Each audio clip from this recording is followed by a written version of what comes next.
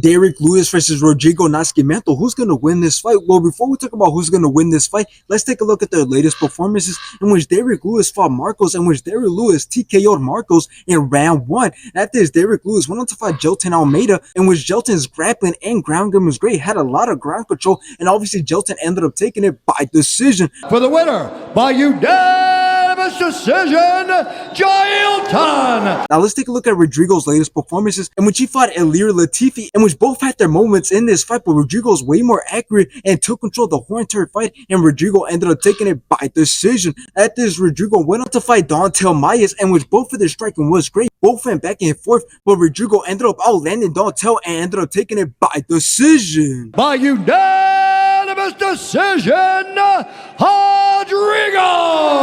Now, here's the thing. I believe that Derrick Lewis has to win this fight if he still wants to have a name to the point where people can say, oh yeah, this guy Derrick Lewis has the skill and has the power to finish anybody, because when you look at his record, he hasn't had the best performances ever since losing to Cyril Gane. But here's the thing. It really shouldn't matter because he has lost to tough opponents like Tai TV Vasa, Sergey Pavlovich, Sergey Spivak, and obviously Jelton Almeida. So he really shouldn't lose to someone like Rodrigo, who's ranked number 15 and who also hasn't had the best performances recently. Because yes, Rodrigo's on a 3-fight winning streak, but 2 of those wins were by split decision. And before he was on this 3-fight winning streak, he had a no contest and a knockout loss. So he shouldn't be much of a problem for Derrick Lewis, but at the same time, he still could be a problem if he decides to turn it into a grappling match and if he decides to take the fight to the ground, because Derrick Lewis only has 1 win by submission, meanwhile Rodrigo has 6 wins by submission. So Derrick Lewis must keep the fight on his feet, and he better use his power to make Rodrigo hesitant throughout the whole entire fight. So in the end, it's simple. We can either have a stand-up match where Derrick Lewis wins by knockout, or we can have a boring grappling match that goes to the ground and Rodrigo wins due to having more ground control.